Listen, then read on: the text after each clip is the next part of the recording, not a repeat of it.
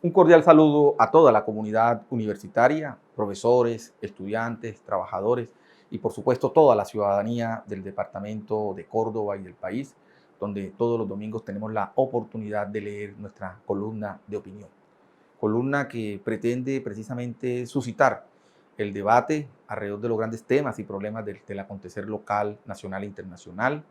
Columna que pretende precisamente ese diálogo público, ese debate público alrededor de estos temas lo que pretendemos también es dar los mayores insumos teóricos y conceptuales en la comprensión de esta temática. Es decir, es un ejercicio pedagógico, es un ejercicio académico. Creo que ese es el deber ser de quienes ejercemos un liderazgo de esta naturaleza y en consecuencia esto reafirma este esfuerzo y este ejercicio que hacemos. En el día de hoy, la columna versa sobre un tema de mucha actualidad, y diría de actualidad no en el presente, de actualidad en los últimos 20 años en Colombia, y tiene que ver con la fumigación de cultivos de uso ilícito. Un tema que pues, en los últimos meses se ha, digamos, fortalecido en términos de discusión pública a raíz de la reactivación o de la posible reactivación de la fumigación con glifosato.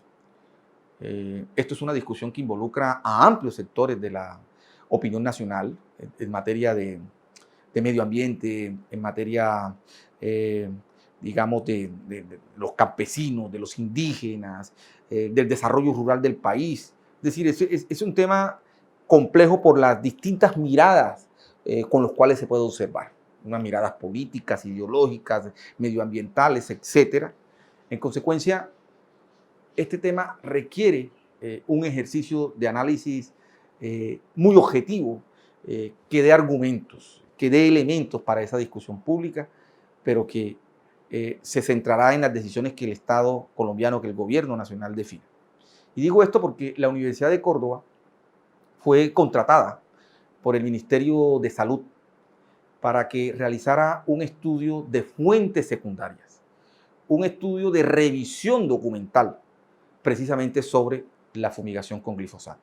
Y durante 10 meses la universidad hizo ese estudio, ¿sí? Y entregó los insumos de ese estudio al Ministerio de Salud y al Instituto Nacional de Salud Pública. Un estudio que lo que analiza son precisamente los riesgos y las prevenciones que en materia de uso del glifosato debe tenerse en cuenta cuando se implemente precisamente la fumigación. En eso consistió el estudio de la Universidad de Córdoba y por ello esta columna va a tener dos momentos, la reflexión de hoy y la reflexión del próximo domingo. Pero era importante ubicar el contexto alrededor de esto, el tipo de investigación que hizo la universidad, el tipo de estudio que hizo la universidad, que como ya señalé, fue una investigación con fuentes secundarias, es decir, una revisión documental sistemática de los referentes nacionales e internacionales alrededor del impacto precisamente del glifosato para el medio ambiente. Pero también este tema tiene otras variables y esas variables tienen que ver precisamente con un análisis que hemos nosotros hecho en otras columnas de opinión y tiene que ver con un abandono de Estado. La falta de una política de desarrollo agrario en Colombia, la no planificación del territorio en Colombia y, por supuesto, la ausencia de Estado ha permitido el surgimiento de paraestados que, de una u otra manera, agudizan la complejidad de este problema. Nosotros, desde la Universidad de Córdoba, hemos sido muy claros en nuestra postura frente al tema de cultivos de uso ilícito. Inclusive, hemos liderado proyectos importantes como que hicimos en el sur del departamento de Córdoba, con más de 1.500 familias cocaleras que siembran coca, buscando alternativas de sustitución de ese tipo de cultivos por cultivos lícitos, productivos, que dignifiquen las condiciones de vida de estas poblaciones campesinas que hoy se ven obligadas al cultivo de la coca porque no tienen otra opción diferente. Y sumado a eso, otras variables sociales que refuerzan ese abandono de Estado y es la falta de vías públicas, de agua potable, de salud y de educación, lo que genera un escenario inmensamente complejo. En consecuencia, este tema tiene que verse y analizarse desde todas esas variables. No puede centrarse solamente en una. Obviamente, la fumigación es la estrategia que el Estado tiene diseñada para reducir. Nosotros somos de la posición de que aquí se puede hacer sustitución de cultivos de uso ilícito en aras de un desarrollo agrario que dignifique las condiciones de vida de estas poblaciones. Pero era importante mencionar esos elementos que acabo de señalar porque específicamente los he analizado en otras columnas de opinión, pero que era necesario en el contexto de esta reflexión que voy a hacer aquí, mencionarlo de la manera como lo estoy mencionando. Entonces, he llamado a esta columna fumigación de cultivos ilícitos. La fumigación de cultivos ilícitos mediante la aspersión aérea con glifosato es una de las estrategias establecidas por el gobierno nacional en el marco de la política antidrogas y los compromisos internacionales relacionados con el combate al narcotráfico. Desde el año 1978 en Colombia se ha usado el glifosato en la aspersión de cultivos ilícitos por contar con una serie de ventajas con respecto a otro tipo de herbicidas. Sin embargo, este proceso trajo consigo innumerables quejas por parte de las comunidades aledañas a sitios asperjados y ha estado en el centro de la controversia debido a los posibles efectos negativos en cultivos ilícitos, la salud de los animales, la salud humana y el medio ambiente.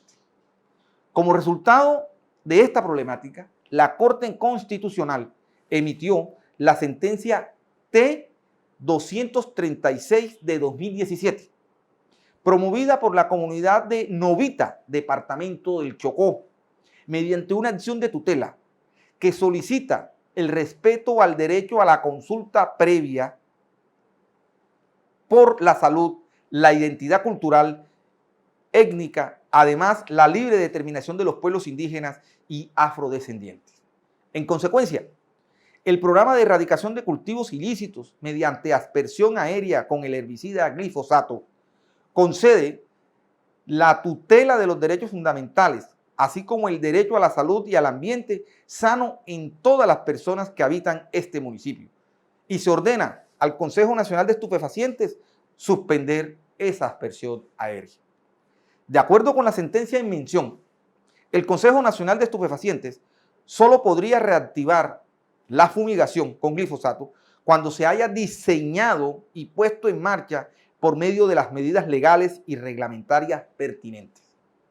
Un proceso decisorio en el cual esta investigación científica de evaluación de riesgo a la salud y otros riesgos, como el riesgo al medio ambiente, en el marco de un proceso participativo y técnicamente fundamentado que deberá realizarse de manera continua. En la investigación científica sobre el riesgo planteado por la actividad de erradicación, que se tenga en cuenta para la toma de decisiones. Deberá contar con condiciones de rigor, calidad e imparcialidad.